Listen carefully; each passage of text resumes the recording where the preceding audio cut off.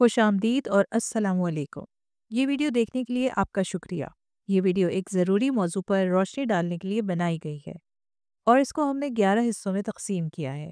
ہم بات کریں گے خیراتی اداروں اور دینی مدارس کے مالی معاملات کے بارے میں۔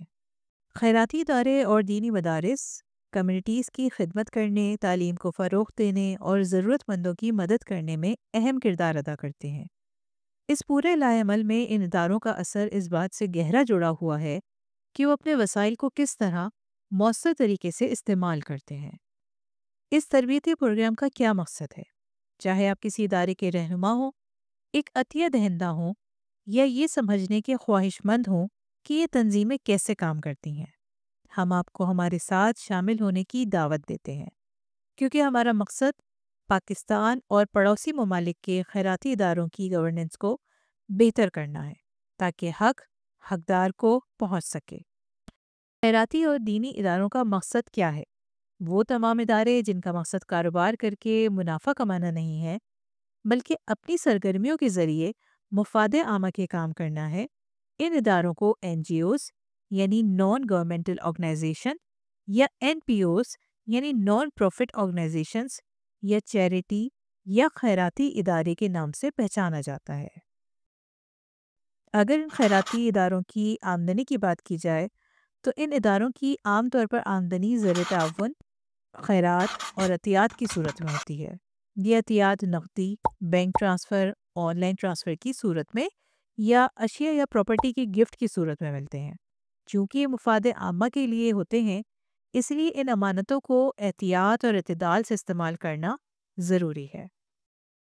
بعض خیراتی ادارے چند افراد کے لیے خاندانی کاروبار بن چکے ہیں اور ان سے ان کے قبیلے، گاؤں، خاندان اور برادری کے احباب منسلک ہو جاتے ہیں، جس سے وہ کاروباری فائدہ بھی اٹھاتے ہیں۔ اب ہم سمجھ لیتے ہیں کہ پاکستان میں خیراتی ادارے کیسے رجسٹر کرائے جاتے ہیں۔ پاکستان میں خیراتی اداروں کو کئی مختلف قوانین اور ضوابط کے تحت رجسٹر کیا جا سکتا ہے۔ یہاں ہم ایک عمومی جائزہ پیش کریں گے۔ رضاکارانہ سماجی بہبود کی ایجنسیاں، رجسٹریشن اور کنٹرول آرڈیننس 1961، یہ بہت سی NGOs کے لیے ایک مشترکہ راستہ ہے۔ سوسائٹیز رجسٹریشن ایکٹ 1860، غیر منافع بخش تنظیموں کو رجسٹر کرنے کا ایک اور آپشن۔ کمپنیز ایکٹ 2017، یہ طریقہ کار بعض قسم کے خیراتی تنظیموں کو محدود ذمہ داری والی کمپنیوں کے طور پر رجسٹر کرنے کے لیے استعمال کیا جا سکتا ہے۔ ٹرسٹ ایکٹ 1882، ٹرسٹ کے طور پر قائم تنظیموں کے لیے قابل اطلاق ہے یہ۔ اسی طرح رجسٹریشن حاصل کرنے کے لیے کچھ ضروری اقدامات کرنے ہوتے ہیں، جیسے کہ رجسٹریشن کی مطلوبہ دستاویزات جمع کروانا، فیس ادا کرنا اور مطلوبہ انتظار کے بعد سرٹیفکیٹ حاصل کرنا۔ کامیاب رجسٹریشن کے بعد خیراتی ادارے کو ایک سرٹیفکیٹ دیا جاتا ہے جو اسے قانونی طور پر کام کرنے کی اجازت دیتا ہے، یعنی اب یہ ادارہ ایک قانونی وجود رکھتا ہے اور متعلقہ قانون کے مطابق کام کرنے کا مجاز ہوگا۔ پاکستان میں غیر منافع بخش قانون میں مہارت رکھنے والے قانونی ماہرین سے رہنمائی ضرور حاصل کریں۔ وہ آپ کو موضوع مشورے فراہم کر سکتے ہیں اور تمام قابل اطلاق ضوابط کی تعمیل کو یقینی بنا سکتے ہیں۔ اب ہم بات کر لیتے ہیں پاکستان میں خیراتی اداروں کے لیے مالی معاملات اور آڈٹ کے تقاضوں کے بارے میں۔ خیراتی اداروں سے توقع کی جاتی ہے کہ وہ شفاف اور جواب دہ مالی ریکارڈ کو برقرار رکھیں۔ اس سے عوام کا اعتماد بڑھتا ہے اور اس بات کو یقینی بنایا جاتا ہے کہ فنڈز کو ان کے مطلوبہ مقاصد کے لیے مؤثر اور اخلاقی طور پر استعمال کیا جائے۔ اسی طرح قوانین کی تعمیل کرنا بہت ضروری ہے۔ خیراتی اداروں کو متعلقہ مالیاتی ضوابط اور اکاؤنٹنگ کے معیارات کی تعمیل کرنی چاہیے۔ اسی طرح مناسب مالیاتی انتظام میں چند اور اہم عوامل شامل ہیں، جیسے کہ درست اور تازہ ترین مالیاتی ریکارڈ کو برقرار رکھنا، مختلف منصوبوں یا مقاصد کے لیے فنڈز کو الگ کرنا، دھوکہ دہی اور فنڈز کے غلط استعمال کو روکنے کے لیے اندرونی حفاظتی کنٹرول کو نافذ کرنا۔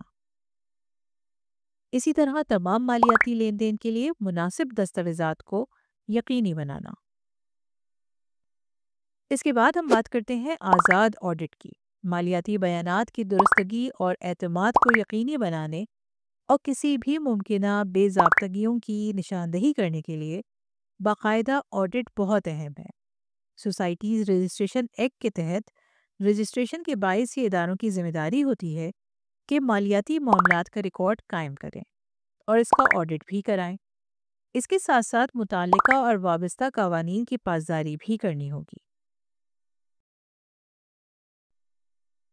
اس کے علاوہ فورن فنڈنگ کیس کے حوالے سے سوشل میڈیا سے جو معلومات آئی ہیں ان کے مطابق خیراتی اداروں کے لیے جمع کیے گئے عطیات کوئی بندہ قانونی طور پر اپنے ذاتی اکاؤنٹس میں نہیں رکھ سکتا۔ اسی طرح خیراتی فنڈ کی غیر قانونی طور پر ذاتی اکاؤنٹس میں منتقلی بھی غیر قانونی ہے۔ قانونی طور پر کسی رفاہی یا فلاحی ادارے کے لیے $5,000 مالیت کے عطیے سے زیادہ رقم وصول ہونے پر حکومت وقت کے اداروں کو مطلع کرنا ضروری ہے۔ خیراتی ادارے کے نام پر غیر قانونی ذرائع سے رقوم کا اصول غیر قانونی ہے۔ دشمن اور غیر تسلیم شدہ ملک کے حساس جاسوس اداروں کے عہدیداران سے رقوم کا اصول بھی غیر قانونی ہے۔ خیراتی ادارے کے فائنینس کے آڈٹ سے انکار، لاپرواہی اور اس کے خلاف دیدہ دانستہ حکم امتناعی کا حصول تاکہ اس معاملے پر پردہ ڈالا جا سکے، یہ بھی غیر قانونی ہے۔ یہ وہ تمام معاملات ہیں جو اس بات کی طرف اشارہ کرتے ہیں کہ مستقبل میں ہمارے خیراتی ادارے اگر مطلوبہ معیار پر پورے نہ اترے تو خیراتی تسلسل کے ذریعے ہونے والا رفاہی کام بھی متاثر ہو سکتا ہے۔ واضح رہے کہ پاکستان میں اس وقت اربوں روپوں کی سالانہ خیرات، زکوٰۃ اور چندہ جمع ہوتا ہے، جو کہ مساجد، مدارس، مہمات، صندوقچیوں، مزارات، نذرانوں اور بھی کی صورت میں جمع اور تقسیم ہوتے ہیں۔ یہ سرگرمیاں کئی لوگوں کے لیے رضائے الہی کا ذریعہ ہے، کئی لوگوں کے لیے انسانی خدمت ہے، کئی لوگوں کے لیے روزگار، اپنی برادری اور قبیلے کے لوگوں کو فائدہ پہنچانا ہے، کئی لوگوں کے لیے ایک شہرت اور سوشل اسٹیٹس کا ذریعہ ہے، اور کئی لوگوں کے لیے ایک کاروبار ہے جس سے وہ خوب کماتے ہیں اور اپنے ماننے والوں کے لیے نئی نئی پروڈکٹس اور نئے نئے ڈیزائن پیش کرتے ہیں۔ ان ان اربوں روپے کی آمدنی کا صحیح اندازہ لگانا ہوتا ہے کہ آیا یہ رقم مستحقین کو پہنچ رہی ہے یا اس پائپ لائن میں سوراخ ہونے کی وجہ سے دوسری زمینیں سیراب ہو رہی ہیں۔ یہ ایک نہایت اہم معاملہ ہے جس کو بے انتہا احتیاط سے حل کرنا ہوتا ہے، کیونکہ کئی خدمتی اور مذہبی چہرے اسے اپنا کاروبار بنا لیتے ہیں۔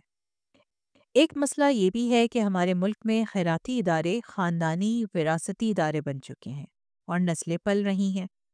اس حوالے سے جو تصور امانت ہے اس پر غور کرنے اور عمل کرنے کی ضرورت ہے۔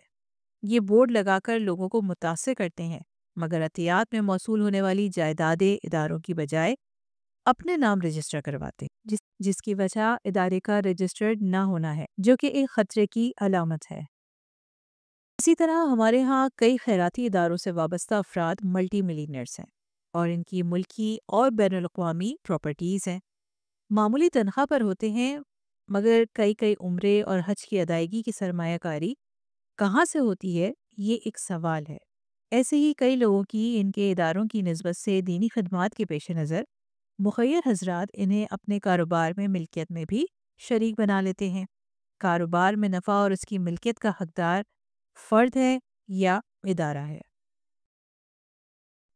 آپ کیا سمجھتے ہیں کہ کیا واقعی امانتیں مستحقین کو حق کے ساتھ پہنچ رہی ہیں؟ یہ ایک قومی سوال ہے۔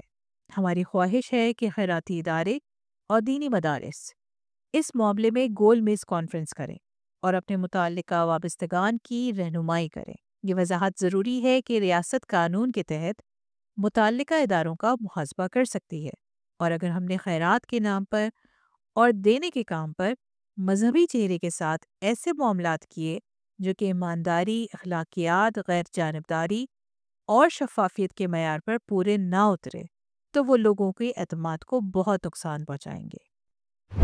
ایماندار رہیں، ایمانداری کریں اور ایماندار نظر بھی آئے، اور آپ کی ایمانداری خود آپ کا دفاع بھی کرے۔ ان اصولوں کے تحت کام کرنے کی ضرورت ہے۔ آپ کا ویڈیو دیکھنے کا شکریہ۔